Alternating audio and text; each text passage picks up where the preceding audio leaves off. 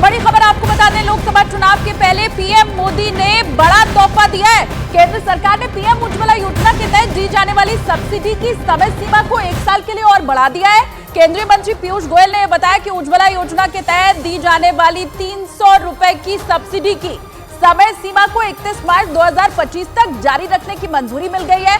वहीं केंद्रीय कर्मचारियों के लिए 4% डीए को भी बढ़ा दिया गया है। केंद्रीय मंत्री पीयूष गोयल ने कहा कि 49.1 लाख कर्मचारी और 67.95 लाख पेंशन भोगियों को इससे फायदा मिलने वाला है। इसके साथ ही केंद्र सरकार की तरफ से कच्चे जूट का न्यूनतम समर्थन मूल्य बढ़ा दिया गया है।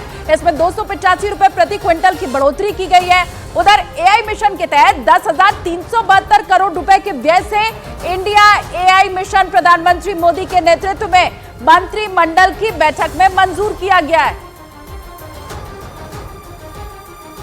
प्रधानमंत्री उज्ज्वला योजना के लाभार्थियों को दी जाती है, जिसकी अवधि 31 मार्च 2024 तक थी, उसको 1 वर्ष के लिए बढ़ा दिया जाए और अब 300 रुपए प्रति सिलेंडर हर वर्ष 12 सिलेंडर तक की सीमा तक हमारे प्रधानमंत्री उज्ज्वला योजना के लाभार्थियों को 31 मार्च 2025 तक यानी 1 साल की अवधि बढ़ाते हुए लगभग 10 करोड़ से अधिक परिवारों को ये लाभ मिलेगा।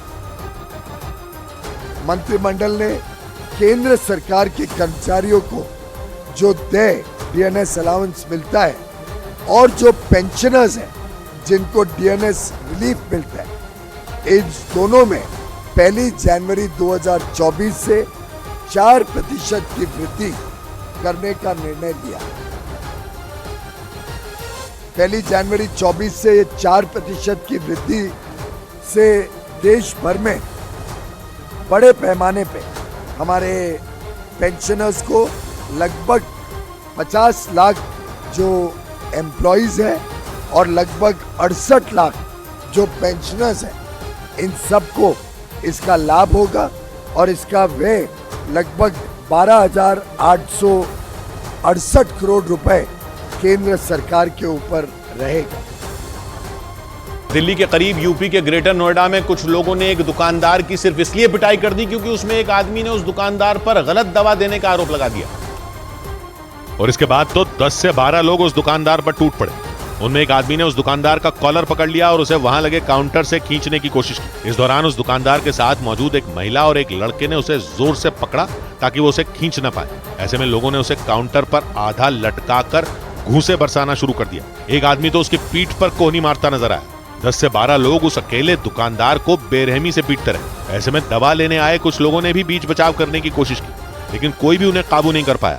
वो लोग काफी देर तक इसी तरह उसे पीटते रहे। बताया गया कि एक बुजुर्ग महिला एक दवाई का खाली पत्ता लेकर उस दुकान में दवा लेने पहुंची थी। आरोप है कि उस दुकानदार ने उस महिला को गलत दवाई दी।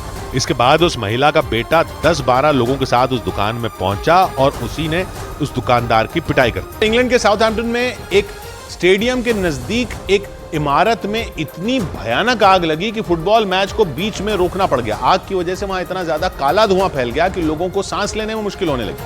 इस इमारत में दिन के वक्त लगी आग देर रात तक धधकती रही, जबकि दमकल विभाग की 100 से ज्यादा गाड़ियां उस इमारत में लगी आग पर काबू पाने की कोशिश करती दिखी। जिस इमारत में आग लगी वहां से काला धुआं आसमान में कई फीट ऊंचाई तक उठता दिखाई दिया। धुएं की वजह से ऐसा लगा जैसे वहां काले बादल घिराए हों। ड्रोन से बनाए गए वीडियो में आग की लपटें और काला धुआं कई किलोमीटर दूर से ही आसमान में दिखाई दिया।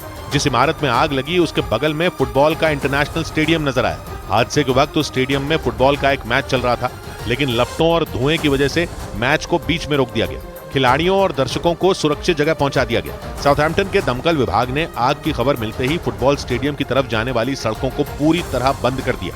दमकल विभाग की 100 गाड़ियां वहां पहुंच गईं और चारों तरफ से पानी की बौछार करके आग को बुझाने की कोशिश करती दिखी। आग लगने से पहले काले धुएं की वजह से उस इलाके में लोगों को अपने घरों की खिड़कियां और दरवाजे बंद करने के निर्देश जारी कर दिए। दक्षिण अमेरिकी देश अर्जेंटीना से आई एक खबर ने हर किसी को हैरत में डाल दिया। वहां एक जेल में कैदियों के कपड़े उतरवाने को लेकर भारी बवाल मच गया, क्योंकि अर्जेंटीना की पुलिस ने उस जेल में तलाशी के दौरान उन कैदियों के ऊपर के कपड़े उतरवा दिए। तस्वीरों में दिखा कि नंगे बदन उन लोगों को एक कतार में बैठा दिया गया। न्यूज एजेंसी रॉयटर्स के मुताबिक ये कार्रवाई दक्षिण अमेरिका के देश अर्जेंटीना के सांता फे प्रांत में मौजूद उस जेल में की गई।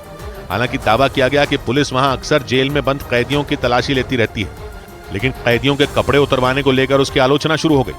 अर्जेंटीना में लोगों के अधिकारों के लिए लड़ने वाले कई संगठनों ने पुलिस पर कैदियों के अपमान का आरोप लगाया और ऐसा करने वालों पर कार्रवाई की मांग की।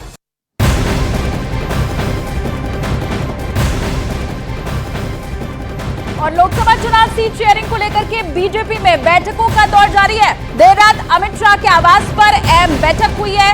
बैठक में बीजेपी अध्यक्ष जेपी नड्डा, टीडीपी अध्यक्ष चंद्रबाबू नायडू मौजूद रहे। इसके साथ ही जनसेना पार्टी के राष्ट्रीय अध्यक्ष पवन कल्याण भी शामिल हुए। इन तीनों ही पार्टियों के बीच में आंध्र प्रदेश में गठबंधन होने वाला है। सूत्रों के मुताबिक इस बैठक में बिहार, साथ ही आंध्र प्रदेश में गठबंधन और सीट शेयरिंग फॉर्मूले के ऊपर चर्चा हुई है। बैठक में बिहार कोर ग्रुप के नेता भी मौजूद रहे। तो 400 पार का नारा जो बीजेपी की तरफ से दिया जा रहा है एनडीए के लिए 400 पार, वो बिना साउथ को साधे नहीं हो सकता है। और यही वजह है कि बीजेपी और टीडीपी ये जो गठबंधन होने वाला है उसे लेकर खासी गहमा गहमी दिखाई दे रही है।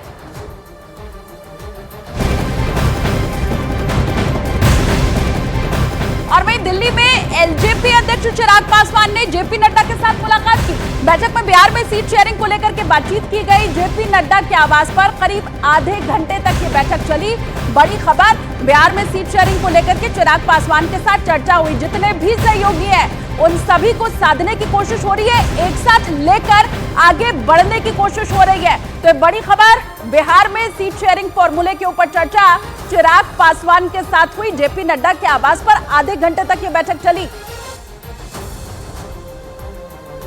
तो बड़ी खबर इस वक्त क्या आपको बता रहे हैं, चुनाव के ऊपर बीजेपी का ये महामंथन, अलग अलग राज्यों में सीट शेयरिंग को लेकर के चर्चा की जा रही है। 195 उम्मीदवारों का नाम पहली लिस्ट में शामिल हो चुका है। अब दूसरी लिस्ट का इंतजार है। इधर राजस्थान पेपर लीक मामले में 2 महिला आरोपियों के मॉक इंटरव्यू ने पूरे मामले की पोल खोलकर रख दी। मॉक इंटरव्यू के दौरान प्रतियोगी परीक्षाओं की तैयारी कराने वाले कोचिंग संस्थान उम्मीदवारों से परीक्षा से जुड़े सवाल करते हैं। ये उनकी तैयारी का ही एक हिस्सा होता है। और सोशल मीडिया पर राजस्थान पेपर लीक मामले की 2 आरोपियों का जो वीडियो वायरल हुआ वो भी इसी तरह के एक मॉक इंटरव्यू का बताया गया। लेकिन मॉक इंटरव्यू के इन वीडियो ने राजस्थान पुलिस में सब इंस्पेक्टर पद के लिए हुई भर्ती में फर्जीवाड़े की पोल खोल दी। मॉक इंटरव्यू के दौरान सब इंस्पेक्टर की नौकरी पाने वाली एक महिला आरोपी का जवाब सुनकर लोग हैरान रह गए। लिविंग रिलेशन जी सर। क्या होता है? सर मैं बता तो दूंगी पर आप संतुष्ट हो गए। मॉक इंटरव्यू के वीडियो में दोनों महिला आरोपी साधारण सवालों के जवाब भी नहीं दे पाई। महिला पुलिस अधिकारी, उसके अंदर कौन से ऐसे गुण होने चाहिए जो आपके अंदर हैं? मेरा दिल चाहता है। परीक्षा में चुनी गई दोनों महिला सब इंस्पेक्टरों का ये वीडियो पेपर लीक का पर्दाफाश होने के बाद सोशल मीडिया पर तेजी से वायरल हो गया। 2021 में राजस्थान पुलिस सब इंस्पेक्टर पद के लिए भर्ती परीक्षा कराई गई थी, लेकिन 3 साल बाद परीक्षा में गड़बड़ी की शिकायत पर जांच की गई तो 14 ट्रेनी सब इंस्पेक्टरों को गिरफ्तार कर लिया गया। एक दिन पहले सभी को कोर्ट में पेश किया गया था, जहां उन्हें 6 दिन के लिए रिमांड पर भेज दिया गया था।